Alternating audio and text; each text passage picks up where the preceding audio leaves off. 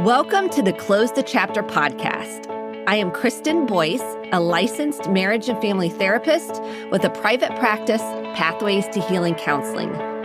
Through conversations, education, strategies, and shared stories, we will be closing the chapter on all the thoughts, feelings, people, and circumstances that don't serve you anymore and open the door to possibilities and the real you.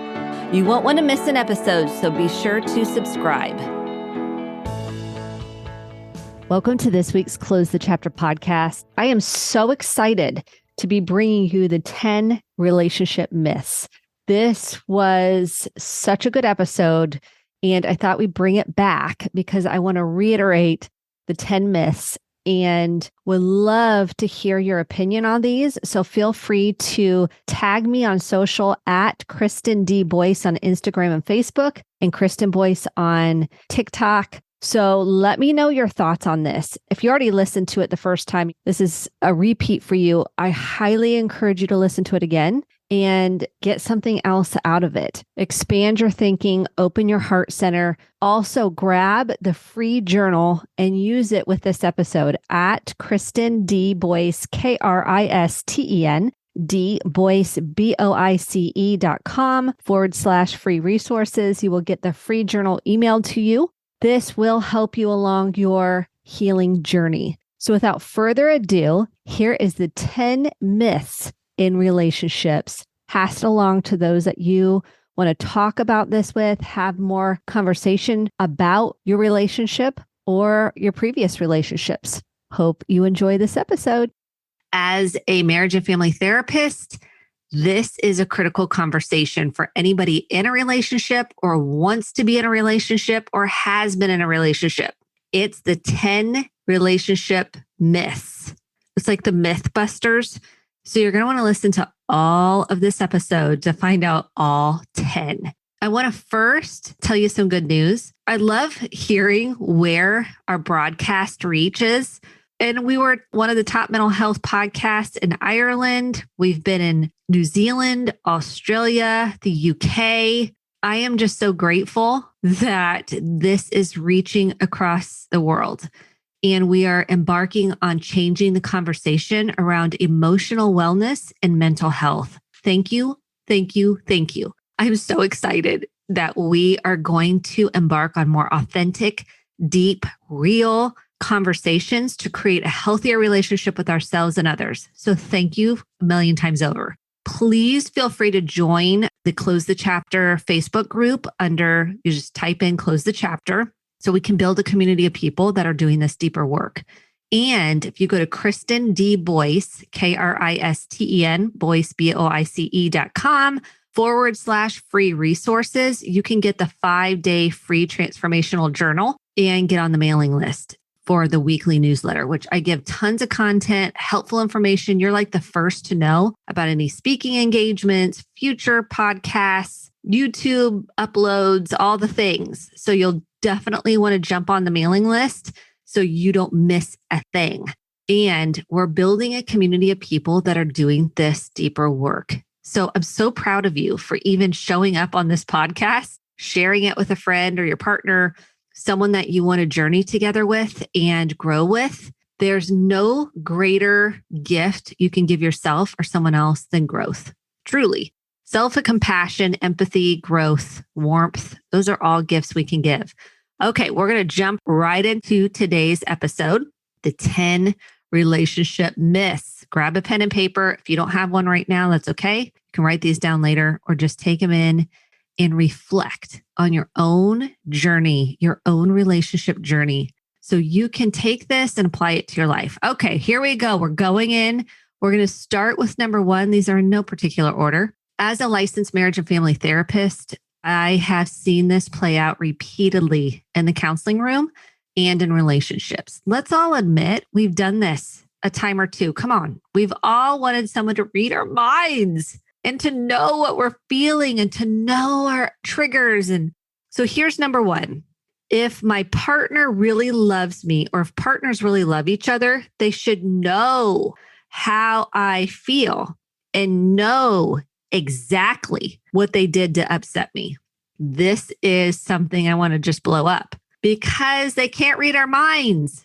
We expect them to just know how we're feeling and what's going to trigger us and what mood I'm in and how to approach me. Here's the bottom line. One day you may need a hug. The next day you're like, don't touch me. One day you're like, please validate how I feel. And the next day you're like, don't patronize me.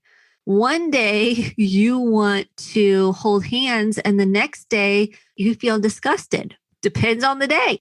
And here's the bottom line. We cannot be mind readers. It sets up unrealistic expectations. And as Anne Lamott says, expectations are resentments waiting to happen. I see these play out in relationships all the time. The expectation that you should just know how I feel, false. Especially we have these gender kind of roles. And historically, men have been conditioned out of their feelings. So how are they going to know how women feel when they weren't allowed to feel?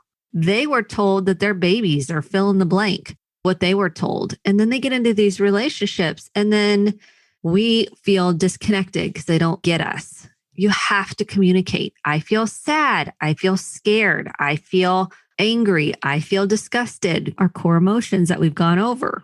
If you don't know what those are, Inside Out movie, I'll go over them one more time. You can't hear this too many times, 2,000 times for us to learn something. When we communicate, we need to use an I feel with a core emotion in there. Here they are. Anger, which can also be secondary. So ask yourself, what else am I feeling? If you're angry, explore what else might be there. We have sadness, disgust, fear. And I see a ton of sadness and fear right now. We have joy, excitement, and sexual excitement. So those are the emotions I want you to communicate from because we can't read each other's minds. That sets up such an unhealthy, unrealistic expectation. When we're babies, our parents are supposed to be in tune enough to know what we need. When we're toddlers, when we're children, that's the job of parents. It's not the job of our partner. It's not the job of our partner to read our minds or know what we feel. It's a fantasy. Our inner child says, I want everybody to know how I feel. Well, that was the job of our parents. And when they aren't comfortable with their own feelings or they can't tolerate our feelings, they discipline, they punish. There's all kinds of messages out there that takes them away from us, allowing us to have our feelings. And then we get in these relationships as adults and we're so disconnected. And yet we want someone to care for us. We want someone to see us. We want to feel important. We want to feel like we matter. We put all of that on our partner and we don't communicate. So it's up to us to own it. It's up to us to communicate it. Do not set that expectation up in your relationship. Boom, want to blow that one up. Okay, let's head to number 2. What's number 2? Happy couples never fight. Oh my goodness, where did this come from? Did this come from Disney movies? Did this come from a fantasy? Because maybe our parents fought a lot. Did this come from a hope, a wish, and a desire that there would be no fighting? It's not true. Let me give you the flip side of the coin. I've had couples come in, married 25 years, never fought, and they look at each other and they're like, yeah, I'm done with this relationship because there was nothing there. They didn't do vulnerability. They didn't communicate what the truth was inside. They just disconnected. And they didn't want to disrupt the apple cart. They didn't want to upset anybody. They didn't want to cause any rift. They were the peacemaker, maybe in the family. They were an avoider. They were in denial. And what happens is there's no deep connection then. You're going to have disagreements. It's going to happen. You cannot get out of this category for free. It's actually healthy if you learn to do it in a healthy way. We're afraid to fight, quote unquote, fight or disagree because of what we saw in our family systems. We didn't see people actually disagree in a healthy way, or maybe you did, which is fantastic. Most people didn't. So they don't know how to work through conflict. They don't know how to acknowledge where someone's coming from, self-regulate, self-soothe, center and ground themselves, and then say how they feel and then be heard and listen to understand and acknowledge and empathize what the person is saying. We didn't see that. We saw maybe it went from 0 to 10. There was yelling. There was dysregulation. There was screaming. There might have been some domestic violence. And that's not what we're talking about here. We're talking about disagreements. Because if you're in a domestic violence situation, that's a situation to get some help. We don't want you staying in anything like that, any kind of abusive relationship. So let's go back to this myth that happy couples never fight. We will not fight or have any conflict. Not true. And then the first hint that there's conflict, we're in trouble. So I want you to listen to episode 100.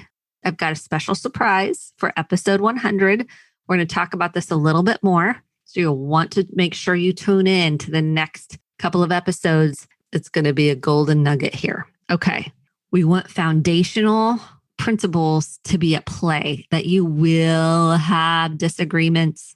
You will get into fights. Don't freak out. You can work it out as long as two people are willing to work it out. And then people say, well, what if someone's not willing to work it out? Then you do your own work.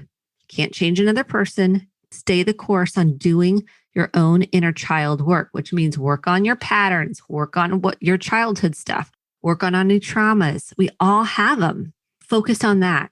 Okay, let's get into myth number 3. I feel like we need a drum roll. Like, okay, that was me making the drum roll. You get the idea. Okay, number 3. We will like all the same things. Say what? No, who told you that you're going to like all the same things?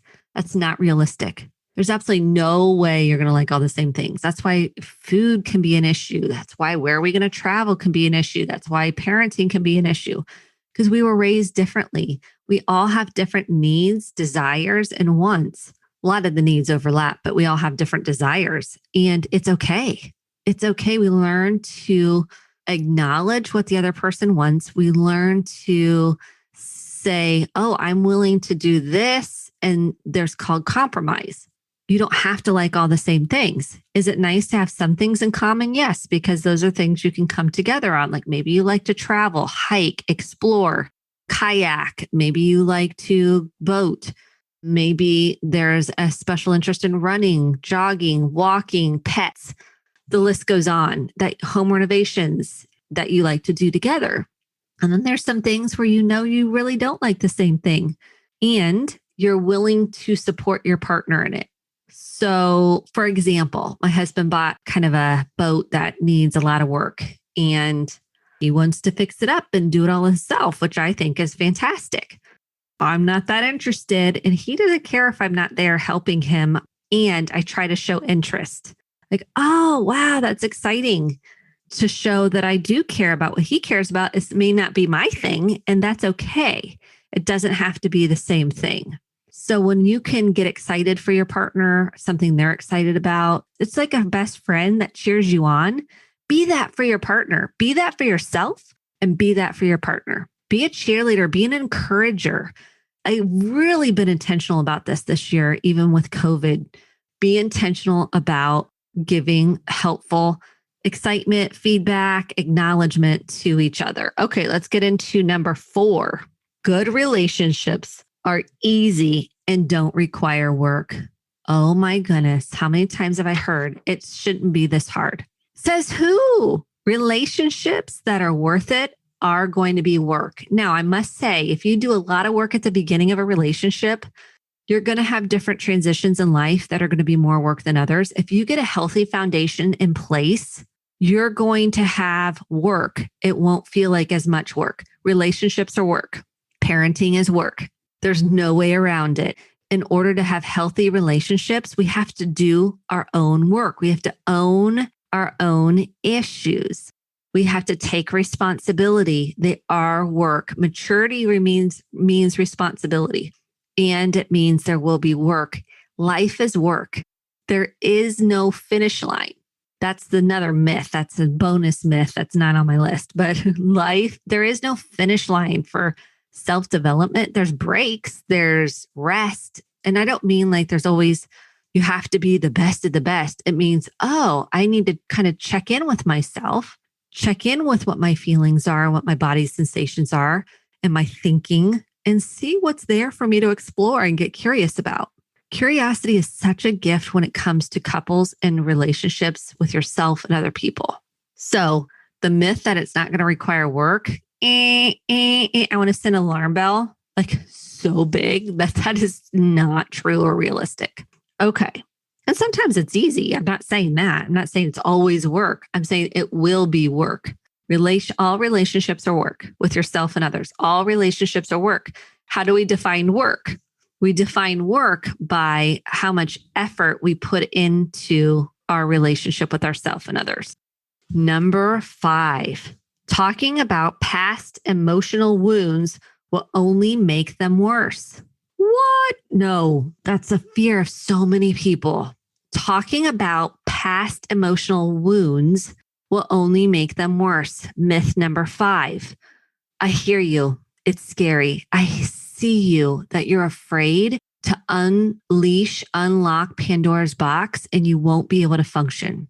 That's the inner wounded part that is so afraid to go there, to the emotional pain, to the memories, to the hurt. What I want to say is have someone walk through it with you. A therapist is fantastic. You can do it via telehealth or in person. Get a support group. There's free ones all over the internet, no matter what the issue is. If it's previous sexual abuse, I recommend therapy, EMDR, brain spotting. Maybe you have an addiction issue, AA, Al-Anon for family members, Codependence Anonymous, CODA. There's Overeaters Anonymous. There's so many support groups. Grief Share. If you're in grief, please pick one person. Don't try to do it alone, and open up and let your partner know. I'm putting under the guise of a safe partnership here. Here's the deal.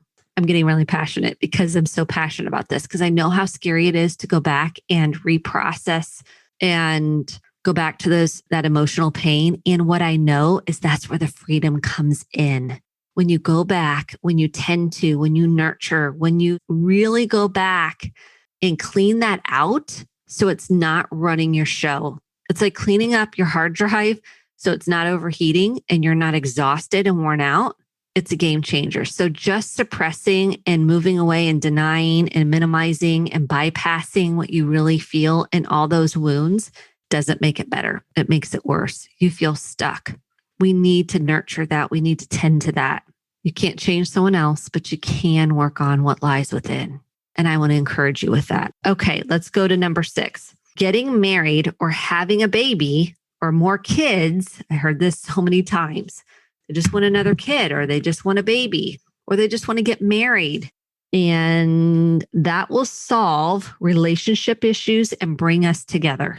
This is like the biggest. I want to blow one of those big foghorn or those big horns going, don't do it, because it's not fair to the kid. It's not fair to bring another child in or a baby into a situation that isn't stable. Research says children need 2 things to feel secure in the world. One is warmth, so empathy, compassion, emotional connection, safety. Number 2 is consistency and routine. And if you're not consistently emotionally centered, or the person you're with, there's no business bringing a child into that. You'll repeat generational patterns. It does not solve relationship issues. It does not heal the inner child within, because you have to be responsible for all of these needs of somebody else. And getting married doesn't bring people closer together. Doing the work, doing your own deeper work, they're doing their work, that brings you closer together. Learning how to communicate in a healthy way. Okay, number 7. The number 7 greatest myth in relationships is never go to bed angry. How many times have you heard that? Never go to bed angry. What I have found with couples is they're like, we were up till 3 a.m. trying to work this out, and it made it worse. Well, yes, because you're exhausted. It's not the time.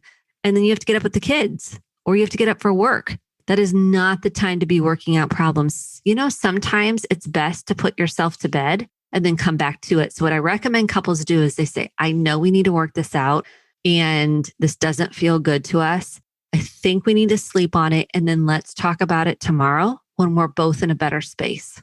And 9 times out of 10, they're able to work through it when they're centered, when their brain is clear, they're not in brain fog, they're not extremely triggered and not able to self-soothe. We have to be able to self-regulate to work through and problem solve to get to that prefrontal cortex. Otherwise, we're going to be in fight, flight, freeze, or fawn. and we're not going to be able to work through the problem. So it's okay to tell your partner, I love you. And because acknowledgement sandwich, acknowledge your partner and say, I feel exhausted and sad and afraid. If we keep going tonight, we're going to continue to make this worse. And I love you so much. And I would really love to talk about it in the morning. See how I did that acknowledgement sandwich? I acknowledged, I shared how I felt with an I feel, and then I closed out with another acknowledgement. You can go to bed angry and work it out the next day. It's okay. I promise you, as long as you circle back to it. Okay. Number 8, we will not change. We will always feel how we feel right now. This honeymoon phase. No, the honeymoon phase will come and go. The honeymoon phase is at the very beginning of a relationship. Can you create deeper connection in a relationship? Yes. Will you always have this euphoric feeling? No. We know through research that that doesn't last. What does create lasting sustainability is a deep emotional connection, excellent communication, and warmth and safety and consistency in the relationship. That is what creates healthy, connected relationships. What kills relationships are the 4 relationship killers, the 4 apocalypse of relationships, which is on a previous podcast. Dr. John and Julie Gottman came up with these, and these are really defense mechanisms, and they can tell within pretty much minutes whether a couple will last. And now doing this after 18 years, it's pretty quick that I can see what is pretty cemented with a couple. And the 4 relationship killers are contempt, which can be so toxic. Contempt, and that's really rooted in inner child stuff. Contempt, criticism, also rooted in inner child and trauma. Stonewalling, which means I'm avoiding, I'm minimizing, I won't talk about it, and withdrawing. And if we see those consistently, we will see that those will kill relationships. So those are really red flags at the beginning of a relationship and need to go into therapy if you see these consistently coming up in your relationship now. Okay. Number 9, happy couples have sex all the time. And who said that? There is absolutely zero research out there that merits that truth. Zero. Emotional connection comes before physical intimacy. Emotional connection is what breeds physical connection. And there's no set number of times, because what it is it's about, do you feel seen? Do you feel emotionally safe? Do you feel connected?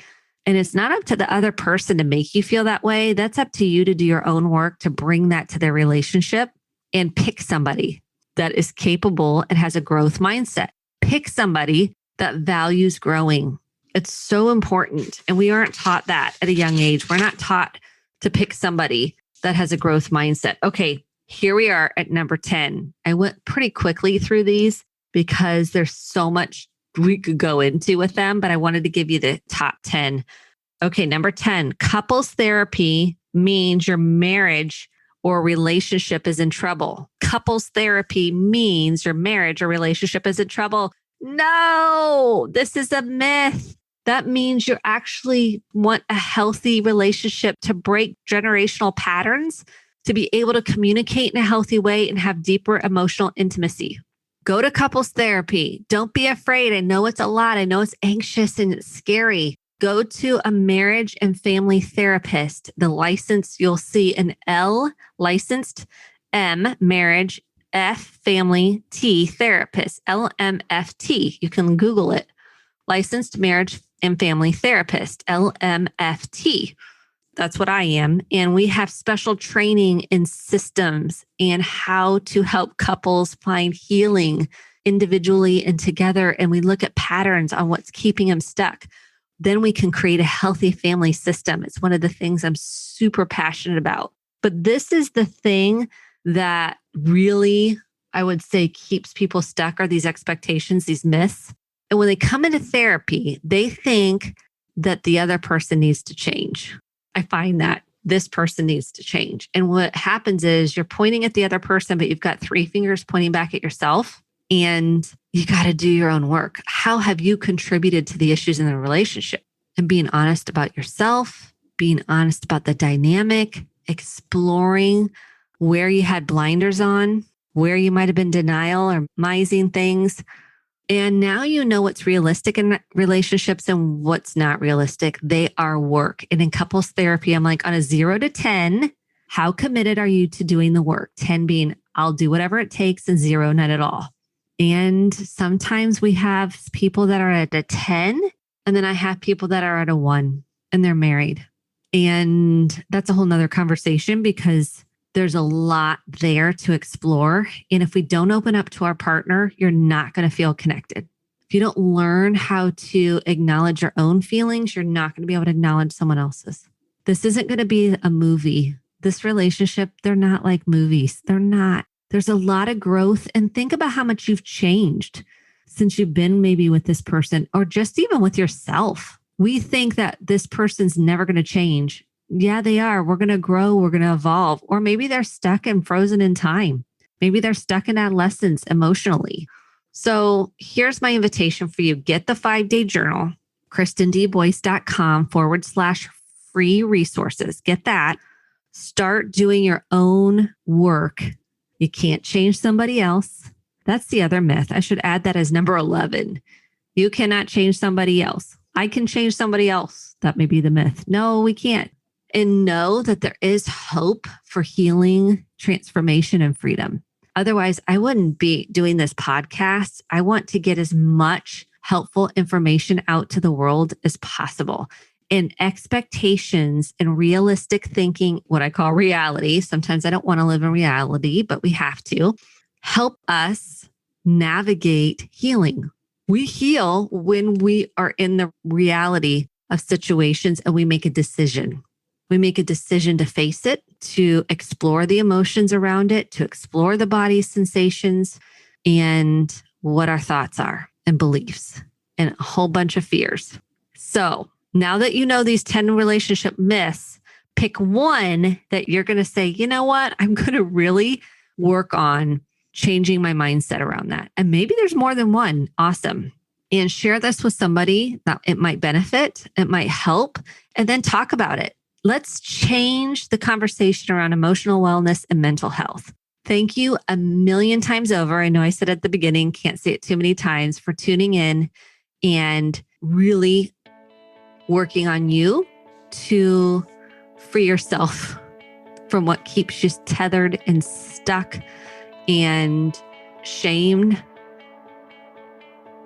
I'm with you. I'm cheering you on. And I'll catch you on the next episode. Be sure to keep your ears peeled for episode 100. Thank you for being you. Have a great week, everyone. Thank you so much for listening to the Close the Chapter podcast. My hope is that you took home some actionable steps along with motivation, inspiration, and hope for making sustainable change in your life. If you enjoyed this episode, click the subscribe button to be sure to get the updated episodes every week and share with a friend or a family member. For more information about how to get connected, visit Kristen, Kristen, dboyce, BOICE.com. Thanks and have a great day.